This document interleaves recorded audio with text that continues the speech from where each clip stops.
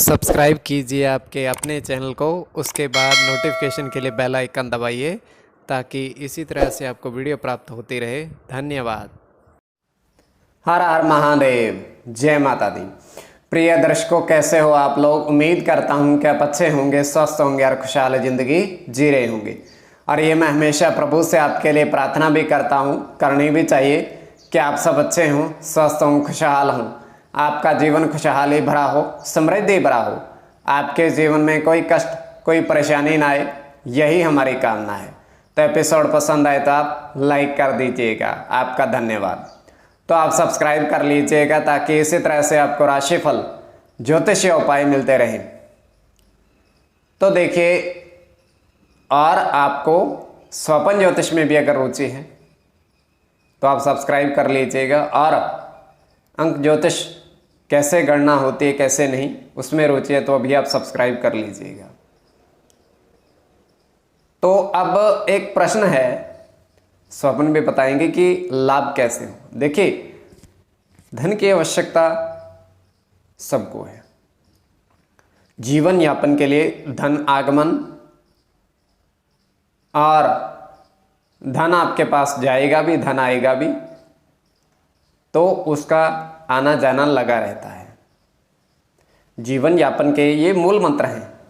मान लीजिए आपने 100 रुपये की धनराशि अपने अर्जित की, तो 100 रुपये की धनराशि में से आप कोई भी वस्तु, खाने पीने का पदार्थ खरीदते हो तो 10 का, 20 का, 5 का वो आपके पास से जाता है। 100 आया, 10 गया, 20 गया, 30 गया, ये तो है नहीं कि अपने पास ही आप रखोगे। तो ये जीवन यापन है, ये जीवन चक्र है, ये चलता रहता है।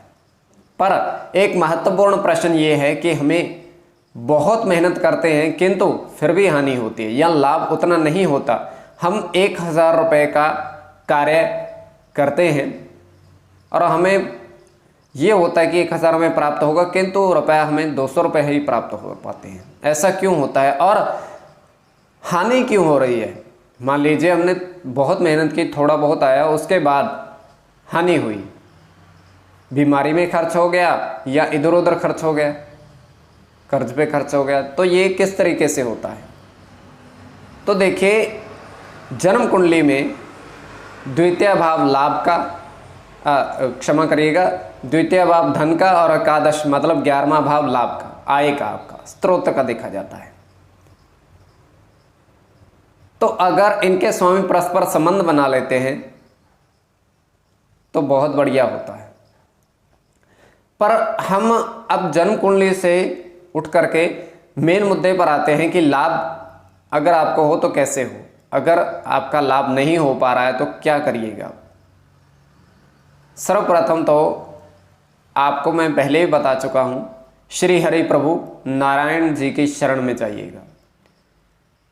केले के पेड़ के नीचे हर बृहस्पतिवार को घी के दीपक जलाइएगा ही जलाइएगा, उनसे प्रार्थना करिएगा और पीली चने की दाल उनको अर्पित कर दीजिएगा। केले के पेड़ के नीचे आप जलाइएगा हर बृहस्पतिवार को, और शाम को आप जला सकते हो, सूर्यास्त के वक्त या सूर्यास्त होने वाला हो तब भी आप, कोई इसमें दिक्कत नहीं है। तो ये होता है। अब दूसरी बात करते हैं अचानक धन प्राप्ति, लॉटरी, शेयर मार्केट। तो ये अचानक धन प्राप्ति पंचम भाव से देखी जाती है और पंचम भाव मस्तिष्क का भी होता है। इस पर बुरे ग्रहों का प्रभाव आपको कई बार स्वप्न ऐसे ऐसे दिखाता है कि आप उठकर बैठ जाते हो कि ये क्या हो रहा है, ये सच में एक हकीकत है। सपना, हकीकत, इसके बीच में आप झूलने लगते हो। क्यों? डरावने स्वप्न भी इस पे देखिए। इसमें बुरे ग्रहों का प्रभाव, राहु वैसे तो पंचम भाव में अच्छा फल ही करते हैं, एकादश भाव पर इसकी दृष्टि, किंतु फिर भी अगर ये नीच राशि के ऊपर बैठ जाए, इनके साथ और कोई ग्रह बैठ जाए, शनि बैठ जाए, तो ये डामाडोल से स्थिति ला देते हैं।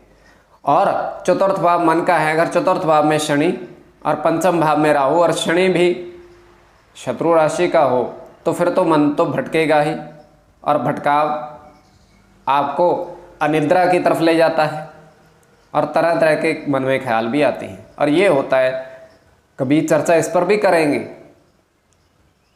तो चलिए अब हम स्वप्न बताते हैं तृतीय पहर का। तो आप सब्सक्राइब जरूर कर लीजिएगा। थोड़ी बहुत ज्योतिष की गणना हम करते रहें। हम देख पा रहे हैं कि यज्ञ हो रहा है, आहुतियाँ डाली जा रही हैं। 4 साधु महात्मा चारों कोनों पर आहुतियाँ डाल रहे हैं मंत्रोच्चारण के द्वारा, और ये स्वप्न की बात है। और मंत्रोच्चारण के बाद उन्होंने 2 व्यक्तियों को वहाँ बुलाया है और हर एक साधु ने एक एक सेब उनको प्रदान कर दिया है। चारों ने 4 से पहले को, चारों ने दूसरे व्यक्ति को एक एक सेब प्रदान किया है। तो जैसे उन्होंने सेब प्रदान किया तो व्यक्ति चले गए हैं। अब छोटा सा स्वप्न है ये। देखिए अब आपकी दृष्टि किस ओर जाती है। देखिए स्वप्न कल्पना है। आगे आपकी स्वप्न कल्पना में रुचि है तो आप सब्सक्राइब जरूर कर लीजिएगा ताकि इसी तरह से आपको वीडियो प्राप्त होती रहे। धन्यवाद।